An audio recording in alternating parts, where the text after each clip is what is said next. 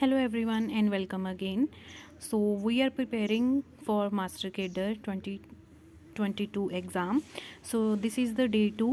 So हमने start किया हुआ है mechanics of the particle, that is classical mechanics. जो बुक है दैट इज़ क्लासिकल मैकेनिक्स. और आज जैसे डे 2 है तो ये सेकेंड वीडियो है. फर्स्ट वीडियो में हमने जो टॉपिक कर लिया है that is Cartesian and spherical polar coordinate system. ये टॉपिक फर्स्ट वीडियो में हम कर चुके हैं. आज का जो टॉपिक होगा that is next area, volume, displacement and velocity, acceleration in these system. ठीक है, तो आज ये टॉपिक हम डिस्कस करेंगे. इस टॉपिक को अच्छे से आपको देखना है क्योंकि इसमें से भी क्वेश्चंस आते हैं. ठीक है, एंड आप जो भी इंफॉर्मेशन आपको चाहिए या किसी भी डाउट के रिगार्डिंग आप हमारा टेलीग्राम ग्रुप ज्वाइन कर सकते हो. लिंक आपको बायो में मिल जाएगा और वीडियो के डिस्क्रिप्शन में भी मिल जाएगा. सो हम without any wasting time so हम स्टार्ट करते हैं हमारा आज का टॉपिक.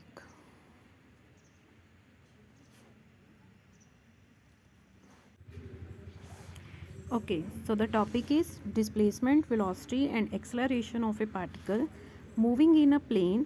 सबसे पहले हम इसे करेंगे इन कार्टेशियन कोऑर्डिनेट सिस्टम. ठीक है, सो इसके लिए हमें सबसे पहले हम फाइंड करते हैं displacement of the particle in Cartesian coordinates. तो कार्टेशियन कोऑर्डिनेट्स हमने कल स्टडी किया था, वो होते हैं that are x, Y and z, and these three axis are perpendicular, mutually perpendicular to each other. ठीक है, सो इसके लिए आप ये डायग्राम देखिए. सो इस डायग्राम में क्या है, so we have taken two dimensional. ये केस हमने किस में लिया है, टू डायमेंशनल में लिया है. टू डायमेंशनल में इजी होता है थोड़ा स्टडी करना, इसीलिए तो टू डायमेंशन के बाद इसको हम जर्नलाइज कर सकते हैं थ्री डायमेंशन के लिए. ठीक है, तो इससे कोई ज़्यादा फर्क नहीं पड़ेगा. Suppose this is x axis and this is y axis, this is the origin of the system. Here is the particle P. Just a second. Okay, so here is a particle P. ठीक है, जिसका जो position vector है from the origin that is represented with r vector. और जो हमारे पास second particle है, यही पार्टिकल डिस्प्लेस कर जाता है after time t to the position Q. ठीक है, जिसकी डिस्प्लेसमेंट है पोजीशन वेक्टर है that is r plus D R. D r represent कर रहा है स्मॉल डिस्प्लेसमेंट. अब हमें फाइंड करनी है कि इसका जो डिस्प्लेसमेंट है, सो डिस्प्लेसमेंट होता है shortest path between initial and final point.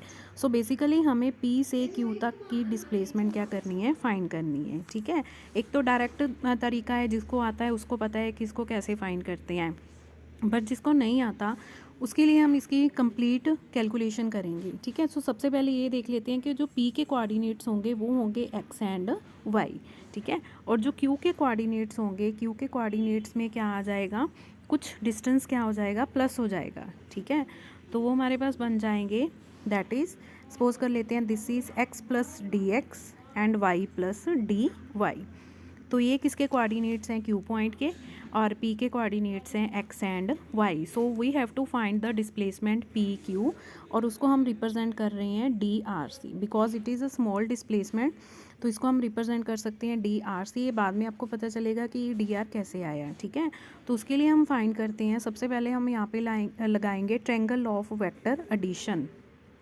So triangle of vector addition में क्या होता है कि अगर टू साइड्स हैं ट्रायंगल की that are in same direction, then the third will represent the total of the two vectors, और उसकी जो डायरेक्शन होगी that will be in opposite direction. So according to this, अगर हम यहाँ पे इस ट्रायंगल पे हम ये लॉ लगाएं तो आप क्लियरली देख सकते हो कि जो ओ पी है that is O P vector, this one ये वाली साइड, एंड पी क्यू, ये दोनों का जो एरो है this is in same direction. So हमारे पास बन जाएगा O P plus P Q. अब इन दोनों का जो रिजल्टेंट है वो कौन सी आर्म देगी, वो थर्ड आर्म देगी that will be in opposite direction. देखिए, सो हमारे पास क्या हो रहा है कि जो ओ पी है, ठीक है, ये इस डायरेक्शन में है, पी क्यू इस डायरेक्शन में है. ठीक है, बट जो ओ क्यू है अगर तो वो इस डायरेक्शन में होती तो हम ये बोलते ये सेम डायरेक्शन में है. बट अब जो ओ क्यू की डायरेक्शन है दैट इज़ ऑपोजिट. ऑपोजिट का मतलब क्या है, वो इस डायरेक्शन में. ठीक है, तो जो ओ क्यू है that will be the sum of O P and P Q. So O P and P Q का सम किसके इक्वल हो जाएगा, that is O Q vector. ठीक है। तो यहाँ से हमें किसकी वैल्यू फाइंड कर लेंगे, यहाँ से हम फाइंड कर लेंगे वैल्यू पी क्यू की। तो पी क्यू हमारे पास किसके इक्वल आ गया, that is O Q minus O P. ठीक है। सो सब्स्टिट्यूट द वैल्यूज़, अगर हम यहाँ पे हम इसको दो तरीके से सॉल्व कर सकते हैं, एक तो आर प्लस डी आर वाली वैल्यू फिल करके और एक कार्टीजियन कोऑर्डिनेट्स में। ठीक है, इसको हम बाद में सॉल्व करेंगे। सो सबसे पहले हम वैल्यू फिल करते हैं O Q and O P की। तो ये देखिए यहाँ पे, तो ये फर्स्ट स्टेप में मैंने क्या किया, यहाँ पे ट्रेंगल ऑफ वेक्टर एडिशन लगा दिया। ठीक है, वहाँ से हमने पी क्यू की वैल्यू फाइंड कर ली। इन कार्टीजियन कोऑर्डिनेट्स जो ओ पी है वो कैसे हम लिखेंगे, ओ पी के कोऑर्डिनेट्स क्या थे, एक्स और वाई। ठीक है, तो जो ओ पी वैक्टर आ जाएगा उसको हम कैसे लिखेंगे, x I cap plus Y J cap. Clear है? ओके, सो नेक्स्ट है ओ क्यू। ओ क्यू हमारे पास किसके इक्वल है, आर प्लस डी आर, और फर्दर वो किसके इक्वल है, X plus D X I cap, X plus Y plus D Y J cap. क्योंकि क्यू के जो कोऑर्डिनेट्स थे वो हमारे पास थे X plus D x and Y plus D Y. तो अगर यहाँ तक समझ आ गया, सो हम नेक्स्ट मूव करते हैं। सो हमने फाइंड करना है पी क्यू। पी क्यू किसके इक्वल है, O Q minus O P. अगर हम आर वाली वैल्यूज़ में देखें,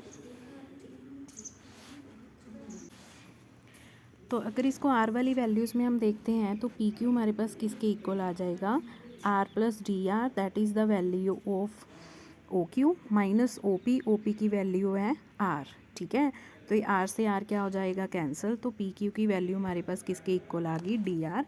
इसीलिए डायग्राम में हमने पी क्यू को किससे रिप्रेजेंट किया था, डी आर से। ठीक है, सो डी आर एक तो वैल्यू हमारे पास पी क्यू की आ गई डी आर। और अगर इसको कार्टीजियन कोऑर्डिनेट्स में करें तो ये देखिए, ये यहाँ पे वैल्यू फिल कर दी मैंने ओ क्यू की, and this is the value of O P. तो हम क्या करेंगे कि आई और आई कंपोनेंट जब हो इसको ओपन करेंगे, इस ब्रैकेट को ओपन करेंगे, तो यहाँ से एक्स आई और एक्स क्या हो जाएगा, कैंसिल। और यहाँ से वाई जे और वाई क्या हो जाएगा, कैंसिल। तो हमारे पास बच जाएगा D R is equal to D X I cap plus D Y J cap. So this is the expression for displacement of the particle in Cartesian coordinates. Hope कि आपको ये सारा पॉइंट समझ में आ गया होगा। आप इसको डायरेक्ट भी कर सकते हो, बट जब तक आपको थॉरली किसी चीज़ की नॉलेज नहीं होगी तो डायरेक्ट वाली चीज़ वो क्रैमिंग हो जाती है। एंड अवॉइड क्रैमिंग, जितनी भी हो सके आप क्रैमिंग को अवॉइड कीजिए, क्योंकि फिज़िक्स है तो इसमें सब कुछ क्या है, एक्सप्लेनेशन इसकी होती है। ठीक है, सो नेक्स्ट है मैग्नीट्यूड। अगर हमें किसी भी वेक्टर का मैग्नीट्यूड फाइंड करना है, लाइक डी आर जो वेक्टर है उसका अगर हम मैग्नीट्यूड फाइंड करें तो उसको ऐसे रिप्रेजेंट करने हैं बिटवीन टू बार्स। ठीक है, and that is equal to the component of square of component I component square plus J component square under the root. So यहाँ पे आई का कॉम्पोनेंट है डी एक्स, तो यहाँ पे हो गया डी एक्स स्केयर, जे का कॉम्पोनेंट हो गया डी वाई, तो यहाँ पे हो गया D Y square and under the root. So this is the expression for displacement of the particle in Cartesian coordinate. ठीक है, सो सबसे पहले हम डिस्प्लेसमेंट, वेलोसिटी और एक्सेलरेशन फाइंड कर रहे हैं कार्टीजियन में, उसके बाद जाएंगे हम स्फेरिकल पोलर कोऑर्डिनेट्स में। अभी एक मेथड हो गया, एक हो गया हमारा। सो नेक्स्ट है velocity. So velocity we know कि अगर हमारे पास डिस्प्लेसमेंट है then velocity is the derivative of time rate of change of displacement. तो आर की वैल्यू हमने, डी आर की वैल्यू हमने निकाल ली, तो वहाँ पे से हमने क्या निकालना है, उसको टाइम के विद रिस्पेक्ट टू डेरिवेटिव करना है। ठीक है, ये आप डायरेक्ट भी कर सकते हो, फिर से वही चीज़ आ गई। सो यहाँ पे मैंने क्या किया है कि डी आर की वैल्यू हमने अभी फाइंड की है, that is D X I cap and D Y J cap. तो डी टी दोनों के डिवाइड करके उसको मैंने कोफिशेंट्स को अलग अलग कर लिया using the value of D R. ठीक है, नाउ बस हो गया, ये वेलोसिटी वाला बहुत ईजी था। Now D X over D T can be written as X dot. ठीक है, तो डॉट ये यहाँ पे रिप्रेजेंट करता है कि एक डॉट यहाँ पे रिप्रेजेंट करता है कि जो हम x का डेरिवेटिव ले रहे हैं with respect to time, first derivative ले रहे हैं विद रिस्पेक्ट टू टाइम।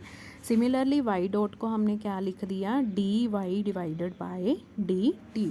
तो वेलोसिटी का एक्सप्रेशन हमारे पास आ गया x dot I cap plus Y dot J cap. ठीक है, और नेक्स्ट अगर आपको वेलोसिटी के अलग अलग कंपोनेंट्स फाइंड करने हो तो वो हम कैसे करेंगे, तो देखिए, तो अगर हमारे पास वेलोसिटी है तो इसको हम ऐसे रिप्रेजेंट कर सकते हैं V X I cap plus V Y J cap. ठीक है, कि एक एक्स कंपोनेंट है और एक वाई कंपोनेंट है। जो अभी हमने वेलोसिटी की वैल्यू फाइंड की है that is X dot I cap plus Y dot J cap. Okay. So अगर इन दोनों रिलेशंस को हम कंपेयर करेंगे तो हमारे पास क्या आ जाएगा कि वी एक्स किसके इक्वल आ जाएगा, एक्स डॉट के। मीन्स एक्स डॉट किसका, वेलोसिटी का एक्स कंपोनेंट रिप्रेजेंट कर रहा है, एंड वाई डॉट क्या रिप्रेजेंट करेगा, Y component. Okay. So again हम फाइंड कर सकते हैं मैग्नीट्यूड। मैग्नीट्यूड फाइंड करने के लिए हमें पता है क्या करना है, I component square plus J component square under the root. ठीक है, दोनों को यहाँ पे हमारे पास वेलोसिटी की वैल्यू आ जाएगी X dot square plus Y dot square under the root. Okay. So next we are moving to acceleration. अब फिर से acceleration can be written as the first derivative of velocity और the second derivative of displacement. ठीक है, so acceleration can be written as the first derivative of velocity और the second derivative of displacement. So अब हमारे पास जैसे कि velocity है, हमें अगर वेलोसिटी पता है तो हम डायरेक्टली उसको फर्स्ट डेरिवेटिव करके फिर से हम क्या फाइंड कर सकते हैं, एक्सेलरेशन। तो यहाँ पे देखिए वी की मैंने वैल्यू यहाँ पे सब्स्टिट्यूट कर दी। अब एक्स डॉट का फिर से क्या हो रहा है, टाइम डेरिवेटिव हो रहा है। तो पहले हमने एक्स डॉट लिखा था, अब इसको डबल डॉट में रिप्रेजेंट करेंगे। डबल डॉट का मतलब होता है ये D square x divided by D T square. अभी मैंने आपको बताया कि अगर हम डिस्प्लेसमेंट को 2 टाइम्स डिफ्रेंशिएट करेंगे विद रिस्पेक्ट टू टाइम तो हमें कौन सी क्वांटिटी मिलेगी, दैट इज़ एक्सेलरेशन। ठीक है, तो एक्सेलरेशन यहाँ से आ जाएगा X double dot I cap plus Y double dot J cap. Again acceleration का एक्स कंपोनेंट ए एक्स किसके इक्वल आ जाएगा, एक्स डबल डॉट के, ए वाई किसके इक्वल आ जाएगा, Y double dot K. And similarly we can find the magnitude. Magnitude हमारे पास आ जाएगा X double dot square plus Y double dot square under the root. Okay, so ये हमने किया था 2 डायमेंशन में। जैसे कि मैंने आपको बताया था कि 2 डायमेंशन में फाइंड करके इसको डायरेक्टली हम कन्वर्ट कर सकते हैं फॉर 3 डायमेंशनल, क्योंकि 2 डायमेंशनल में सिर्फ 2 कंपोनेंट्स आएंगे एक्स और वाई, तो 3 में हम एक और कंपोनेंट साथ में अटैच कर देंगे, दैट इज़ जेड। तो 3 डायमेंशन में बन जाएगा D R is equal to D X I cap D Y J cap plus D Z K cap. Velocity बन जाएगी X dot I cap plus Y dot J cap plus Z dot K cap. Acceleration हो जाएगा X double dot I cap plus Y double dot J cap plus Z double dot K cap. Okay, so these are the expressions for displacement, velocity and acceleration in 3 dimensional in Cartesian coordinate system। अब यही हम same करेंगे spherical polar coordinates में। ठीक है, okay, सो अब हम करेंगे displacement, velocity and acceleration in spherical polar coordinates. तो उसको करने के लिए हमने क्या किया था, लास्ट जो हमने वीडियो में किया था कि जब हमने स्फेरिकल पोलर कोऑर्डिनेट्स और कार्टेशियन कोऑर्डिनेट्स को डिफ़ाइन किया था, उनमें हमने क्या फाइंड किया था, एक रिलेशन। ठीक है, जिसमें हमने एक्स को और वाई को और जेड को इन टर्म्स ऑफ क्या लिखा था, आर थीटा एंड फाई। ये रिलेशन आपको याद हो जानी चाहिए अभी तक। ठीक है, अब क्या करना है, क्योंकि हमें डिस्प्लेसमेंट फाइंड करनी है, लाइक हमें आर फाइंड करना है इन स्फेरिकल पोलर कोऑर्डिनेट्स, तो उसके लिए हमें क्या करना पड़ेगा कि आर को फाइंड कर आर थीटा और फाई को फाइंड करना पड़ेगा in terms of X Y and Z. ठीक है, तो ये फाइंड करने की हमें कोई ज़रूरत नहीं है, दैट मीन्स कि ये कहाँ से आए कैसे आए, हमें डायरेक्टली क्या करने पड़ेंगे, रिलेशन करने पड़ेंगे, क्योंकि अगर इसकी एक्सप्लेनेशन में चले जाएंगे तो ये बहुत लेंथी हो जाएगा टॉपिक। ठीक है, तो ये इजीली है, 1-2 बार आप याद करने की कोशिश जब करोगे, 1-2 बार रीड करोगे, लिखोगे, प्रैक्टिस करोगे लिखने की, तो आपको ये लर्न हो जाएंगे, कोई मुश्किल काम नहीं है। ठीक है, तो ये देखिए, सो सबसे पहले हमने क्या किया है, हम एक्सप्रेस करेंगे R cap theta cap and phi cap in terms of X Y and Z. ठीक है, तो ये जो हमारे पास वेक्टर्स हैं, यूनिट वेक्टर्स हैं, इनको हम किसके टर्म्स में लिखेंगे, in the terms of Cartesian coordinates. और वी कैन से कार्टेशियन जो हमारे पास क्या है, यूनिट वेक्टर्स हैं, that is I cap J cap and Z cap, sorry it's K cap, यहाँ पे आएगा के कैप। ठीक है, तो फर्स्ट रिलेशन है हमारे पास आर का, आर किसके इक्वल होता है, that is sine theta cos phi I cap sine theta sine phi J cap plus cos theta K cap. अगर आप यहाँ से देखोगे तो आपको याद होगा, ठीक है, तो जो हमने लिखा था आर किसके इक्वल होता है, x I cap plus Y J cap plus Z K cap. वो आर वेक्टर होता है, यहाँ पे आर क्या है, यूनिट वेक्टर है। एक चीज़ ध्यान से समझिए, ठीक है।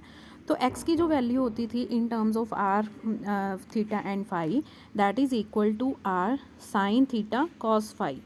अगर आपको ये चीज़ नहीं याद है तो आप लास्ट वीडियो चेक कर सकते हो, ठीक है। तो तीनों में क्या आता था, एक r का कंपोनेंट आता था, r वैल्यू आती थी जो हम तीनों में से क्या कर लेते थे, कॉमन फाइंड कर लेते थे, कॉमन निकाल लेते थे, ठीक है।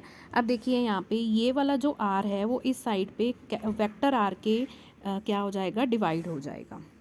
तो लेफ्ट हैंड साइड हमारे पास बन जाएगी r divided by r vector divided by magnitude of r and this represent r cap. तो अगर आपको यहाँ पे डाउट है कि यहाँ पे हमने r कैप क्यों लिखा है, तो इसी वजह से यहाँ पे क्या आया है, r कैप आया है। अदरवाइज़ अगर यहाँ पे आप लिखना चाहते हो तो ऐसे भी लिख सकते हो। तो यहाँ पे आप कर सकते हो r वेक्टर, और इन तीनों टर्म के साथ आप क्या लगा दो, यहाँ पे एक r, ठीक है। तो वही सेम चीज़ बन जाएगी जो हमने यहाँ पे लिखी है, there is no difference. Okay, so ये टर्म तो इजीली याद होगी। हमें पता है कि x किसके इक्वल होता है, r sine theta cos phi, y किसके इक्वल होता है, r sine theta sine phi, और z किसके इक्वल होता है, r कॉस थीटा। तो ये डायरेक्टली टर्म हमारे पास r की बन गई। r याद रख लीजिए, उसके बाद थीटा और फाई आपको ईजी हो जाएंगे याद रखने के लिए, ठीक है। तो देखिए अब थीटा कैसे आया, अगर हम ध्यान से देखें तो थीटा कैप में क्या है कि साइन का डेरिवेटिव हो गया, किस में चेंज हो गया, वो cos theta, phi component as such, ठीक है। नेक्स्ट में भी साइन किस में चेंज हो गया, कॉस थीटा में डेरिवेटिव लेके, ठीक है। तो ये sine phi as it is. अब यहाँ पे भी कॉस थीटा का डेरिवेटिव हम करेंगे तो यहाँ पे क्या आ जाएगा, माइनस साइन थीटा। तो आर में क्या करना है, आर को थीटा में कन्वर्ट करने के लिए आपको थीटा वाला कंपोनेंट का डेरिवेटिव कर देना है। तो आपके पास किसकी टर्म आ जाएगी, taking phi as a constant, तो आपके पास आ जाएगी थीटा वाली टर्म, ठीक है। अब हमें करना है फाई का यहाँ पे आप डायरेक्टली इजीली, बहुत इजी है ये, आप लर्न कर सकते हो, minus I cap minus sine phi I cap plus cos phi J cap, ठीक है। तो ये हो गया। तो इसमें भी अगर आप देखो तो यहाँ पे कॉस फाई का क्या किया हुआ है, डेरिवेटिव। तो कॉस फाई से आ गया यहाँ पे sine phi, minus of sine phi से क्या आ गया यहाँ पे कॉस फाई, और थर्ड जो टर्म है, third term is only of theta. So अगर हम फाई का थीटा का with respect to phi derivative करते हैं taking theta as a constant, ये थर्ड टर्म का डेरिवेटिव क्या हो जाएगा, ज़ीरो। ओके, सो अब आपको समझ आ गया होगा कि how to convert spherical polar coordinates in Cartesian coordinates, उनका रिलेशन हमें कैसे बनाना है। नेक्स्ट ये जो है, ये जो प्रोडक्ट रूल होता है, वेक्टर प्रोडक्ट रूल, वही हमने लगाया हुआ है कि आर क्रॉस थीटा क्या होगा, फाई के इक्वल, थीटा क्रॉस फाई होगा आर के इक्वल, और फाई क्रॉस आर होगा थीटा के इक्वल। और इनकी अगर हम अपोजिट प्रोडक्ट ले लेते हैं तो वहाँ यहाँ पे साइन क्या आ जाएगा, यहाँ पे नेगेटिव, ठीक है। तो नेक्स्ट हम फाइंड करते हैं यहाँ पे डिस्प्लेसमेंट। तो ये जितना भी काम है आपको वीडियो सुननी तो है ही, साथ में आपको लिख के प्रैक्टिस करनी है, क्योंकि अगर आप फर्स्ट टाइम कर रहे हो, चाहे आपने पहले भी कर रखा है, अगर ये टॉपिक आपने नहीं लिख के देखा तो ये ज़रूरी है, कोई भी चीज़ है आपको लिख के प्रैक्टिस करनी बहुत ज़रूरी है, ठीक है। अब हम क्या करते हैं, अब हमने फाइंड करी है D R displacement in terms of spherical polar coordinates. तो ये भी आपको रिलेशन एज सच लर्न कर लीजिए, क्योंकि एक रिलेशन लर्न कर लिया तो वेलोसिटी और एक्सेलरेशन ईजिली हो जाएंगे। एक्चुअली इसमें क्योंकि हमारे पास 3 वेरिएबल्स आ जाते हैं, जिसकी वजह से जो डिफ्रेंशिएशन है वो काफ़ी लेंथी चली जाती है, ठीक है। तो आपको एक तो एक्स वाई जेड की कन्वर्जन पता होनी चाहिए आर थीटा फाई में, आर थीटा फाई की कन्वर्जन पता होनी चाहिए एक्स वाई जेड में, और एक आपको कार्टेशियन वाली तो आप इजीली डिस्प्लेसमेंट, वेलोसिटी और एक्सेलरेशन फाइंड कर सकते हो। यहाँ पे आपको डिस्प्लेसमेंट की क्या करनी है, ये वैल्यू लर्न करनी है, ठीक है। तो ईजी हो जाएगा आपको वेलोसिटी वाले कॉम्पोनेंट याद करने। तो यहाँ पे जो डिस्प्लेसमेंट है डी आर, ठीक है, that is D R R cap, ये इसका क्या हो गया, यूनिट वेक्टर, जैसे हम आई जे के लिखते हैं। सेकेंड टर्म में क्या होगा, आर थीटा, तीसरी टर्म में होगा R sine theta D phi. So first term में डी आर, नेक्स्ट टर्म में आर डी थीटा, और थर्ड टर्म में R sine theta D phi and phi cap, theta cap and phi cap are unit vector. So this is the displacement in spherical polar coordinate. अब हम find करेंगे velocity. अब देखिए जब हम velocity find करेंगे तो हमें पता है कि हमें डी आर का डेरिवेटिव करना है विद रिस्पेक्ट टू टी। तो सबसे पहले तो मैंने क्या किया कि इन तीनों के डिवाइड में क्या कर दिया, डी टी कर दिया, जो कांस्टेंट कंपोनेंट्स थे उनको बाहर निकाल लिया। सो सबसे पहले आ जाएगा हमारे पास D R over D T R cap. Second term में आर कांस्टेंट हो जाएगा, D are D theta by D T phi theta cap. तीसरी टर्म में आर और थीटा दोनों कांस्टेंट हो जाएंगे, तो हमारे पास आ गए D phi over D T. ठीक है, तो ये फर्स्ट कंपोनेंट आएगा वी आर का, सेकंड थीटा का, तीसरा क्या आएगा वी फाइव का।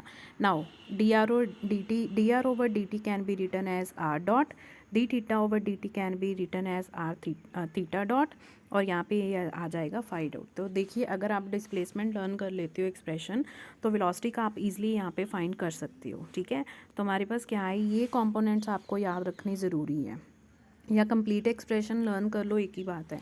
सो वी आर का कंपोनेंट कितना आ गया आर डॉट, थीटा का कंपोनेंट आ गया थीटा डॉट, वी फाइव का कंपोनेंट आ गया, वेलोसिटी का फाइव कंपोनेंट आ गया R sine theta phi dot. ठीक है, again we can find the magnitude, इनको स्केयर करके लिखो। ठीक है, तो over the under root, so आपके पास आ जाएगा इसका मैग्नीट्यूड। नाउ एक्सेलरेशन, अब देखिए एक्सेलरेशन में क्या होगा कि आपको जो वेलोसिटी वाली वैल्यू है दिस वन, इसका आपको क्या करना पड़ेगा, फिर से टाइम डेरिवेटिव करना पड़ेगा। ठीक है, तो ये भी काफ़ी लेंथी हो जाता है। So acceleration can be written as D V over D T. तो फर्स्ट कंपोनेंट आर का, सेकंड थीटा का, और तीसरा किसका हो जाएगा फाइव का। तो ये यहाँ पे मैंने डायरेक्टली ये कंपोनेंट्स लिखे हुए हैं। आपको एटलीस्ट आर वाला कंपोनेंट ज़रूर लर्न करना है। अगर आपको तीनों नहीं लर्न हो रहे तो कोशिश करिए आर और थीटा का, ठीक है, साथ में ये आपको लर्न कर सको। वैसे मैंने देखा है कि बहुत बारी क्वेश्चंस में ऐसा होता है कि अगर आपको कन्वर्जन लर्न है कार्टीजियन की स्फेरिकल पोलर में और स्फेरिकल पोलर की कार्टीजियन में, तो कोई भी क्वेश्चन हो आप उसी टाइम पे उसको वहाँ पे सॉल्व कर सकते हो। ठीक है, so these are the expression for A R, A theta and A phi. Again अगर हम इसका मैग्नीट्यूड फाइंड करेंगे तो ये बहुत लेंथी हो जाएगा। सो हमने डायरेक्टली क्या लिख दिया कि फर्स्ट टर्म में आएगा ए आर का स्केयर, सेकेंड में आएगा ए थीटा स्केयर, और थर्ड में किसका आएगा ए फाइव स्केयर। ओके, सो ये था हमारा आज का टॉपिक, जिसमें हमने किया स्फेरिकल पोलर कोऑर्डिनेट्स और कार्टेशियन कोऑर्डिनेट्स में डिस्प्लेसमेंट, वेलोसिटी और एक्सेलरेशन को हम कैसे रिप्रेजेंट करते हैं। किसी भी टॉपिक को अंडर एस्टिमेट नहीं करना चाहिए, क्योंकि इस बार मोस्ट प्रोबेबली ऐसा होगा कि पेपर का पैटर्न चेंज होगा। ठीक है, आपको ये सबको आप आइडिया हो ही जाता है, फिर भी तो इसीलिए हम इस टॉपिक वाइज चल रहे हैं।